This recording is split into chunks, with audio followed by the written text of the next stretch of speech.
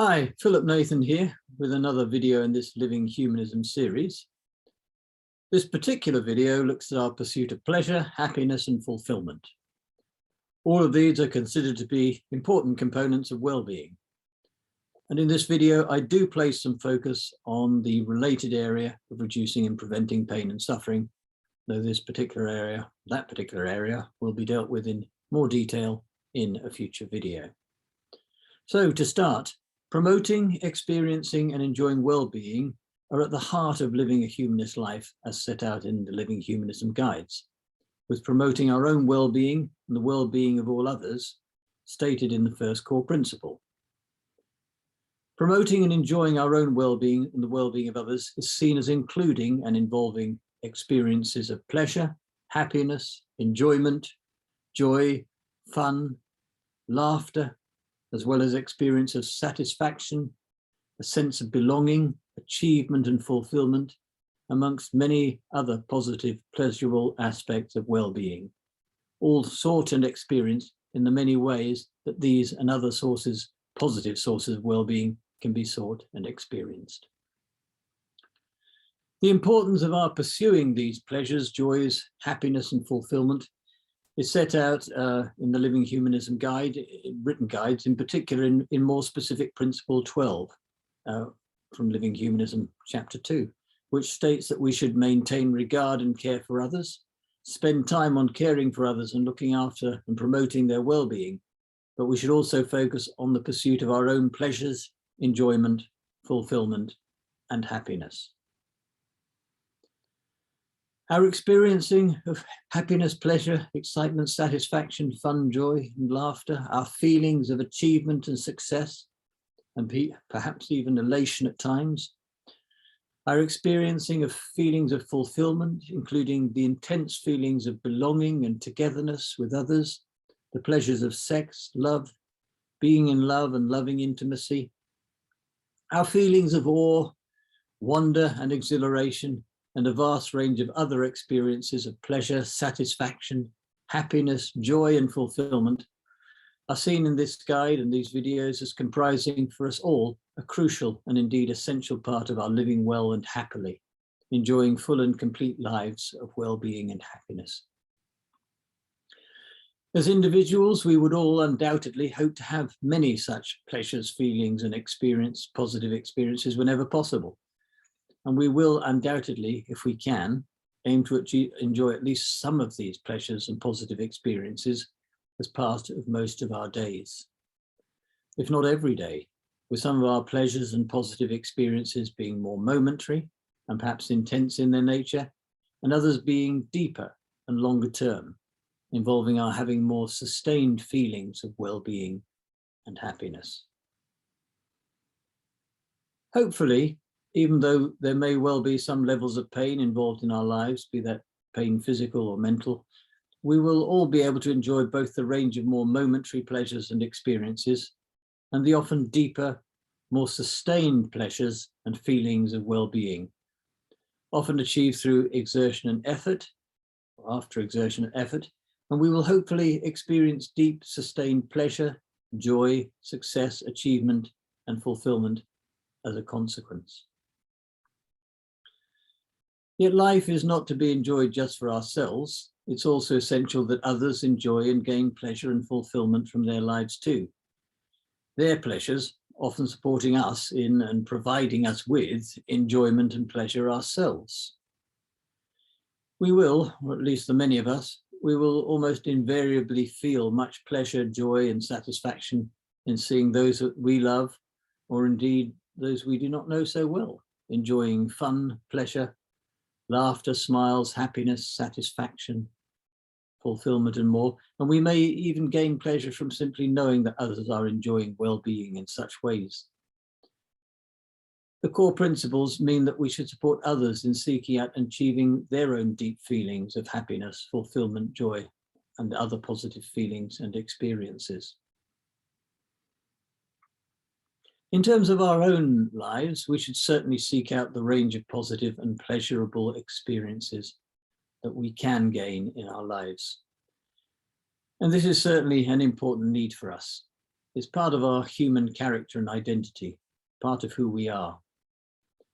And the core principles mean that it's considered good and worthy to spend part of our lives, if not a central part of our lives, in pursuit of positive, fulfilling, and pleasurable experiences for ourselves, in pursuit of fun, pleasure, satisfaction, happiness, fulfillment, and enjoyment, with our seeking deep, warm, and lasting feelings of achievement, belonging, and fulfillment, many of which such pleasures may be gained from helping, supporting, and loving others, those close to us in our families, in our communities, societies, and beyond.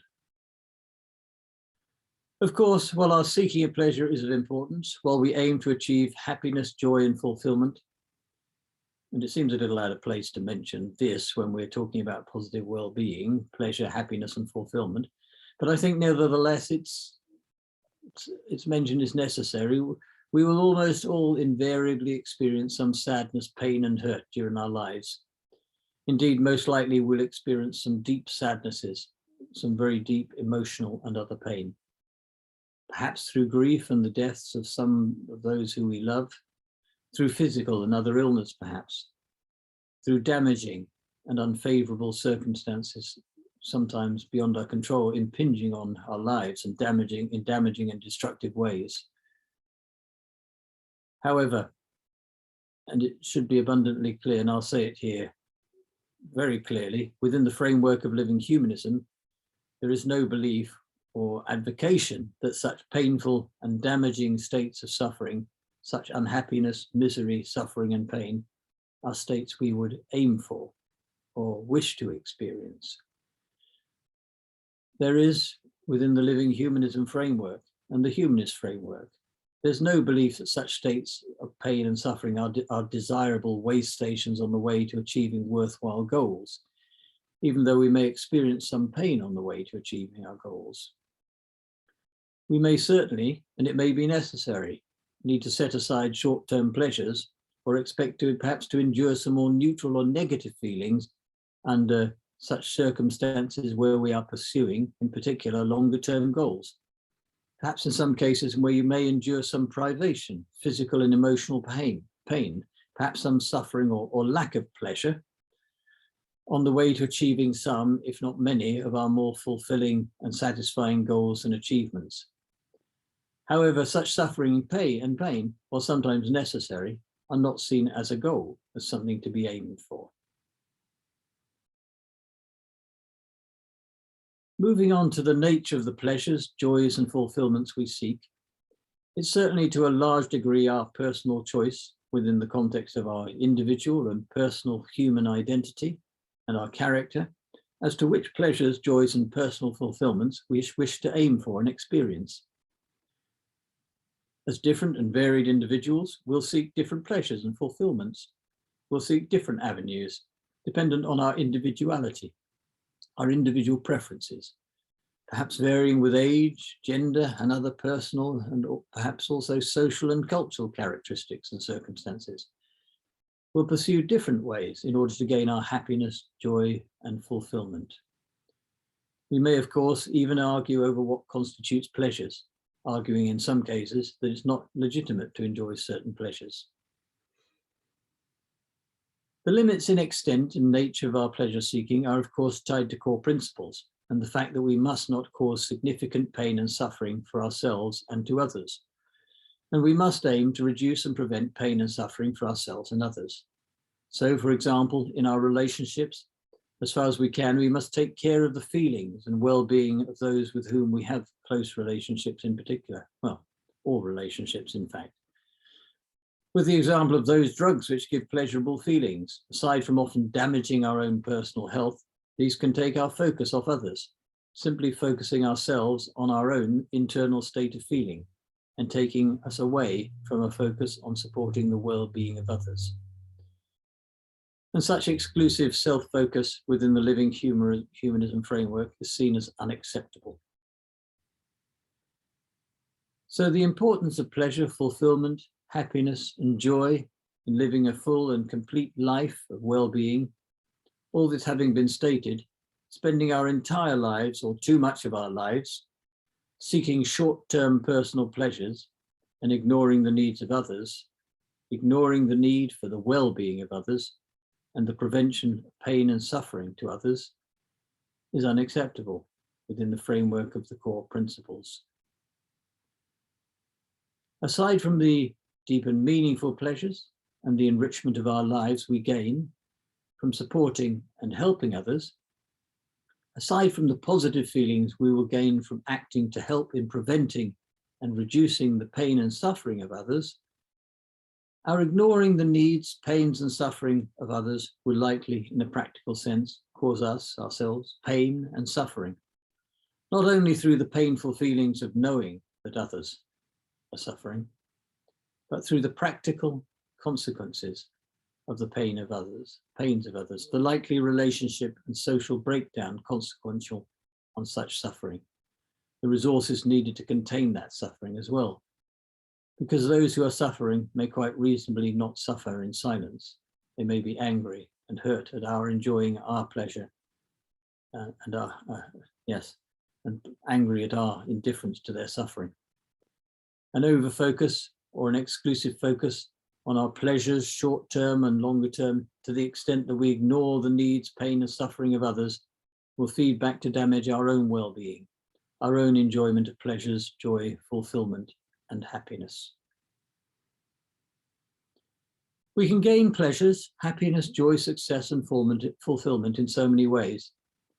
Be those pleasures gained from love, being with friends and enjoying their company, pleasures we gain from our caring for our children, perhaps, from participating in, and completely different here, and watching sports, importantly from feeling a deep sense of belonging, that sense of being part of something bigger than ourselves. Pleasure from hobbies, from being entertained in front of the television or videos, from dancing, from achievement in education and at work. Pleasures from adventure in the outdoors and travel, from the pleasure of giving and contributing, from discovering new things, from an interest in technology, learning new knowledge and skills and gaining new understandings. Pleasures from reading, from relaxing and doing nothing, lying on the beach in the sunshine, sitting in our gardens enjoying the pleasure of our flowers in the sunshine, enjoying great food. Pleasure from feelings of awe and wonder at the world we live in, from feeling appreciated, loved and respected by others. Pleasures from creativity and invention, from music, listening and playing and writing, and from much more. The list of sources of pleasure and well-being is fortunately very long, if not endless. But of crucial importance to us, as already pointed to in a number of comments up to now, will be those positive pleasures and feelings we gain through others, the more social pleasures and sources of joy and fulfillment. These are many, of great importance, and include in broad terms the pleasures and positive feelings we gain through having a sense of belonging, mentioned already, or through friendships, through loving others in those close, deep relationships, our lovers, our families, our children, our friends. Pleasures and positive feelings gained through our contribution to others, our communities, societies, and our broader humanity. And of course, the feelings of being respected, appreciated, wanted, and loved by others. As far as possible, we need to pursue these goals with their opposites, feelings of alienation, feeling unloved and unwanted, feelings of insularity, and negative selfishness, all causing us significant and deep pain and suffering, and really emphasizing that these positive social feelings are of great importance in our lives. And these positive social relationships, of course, are of great importance in our lives.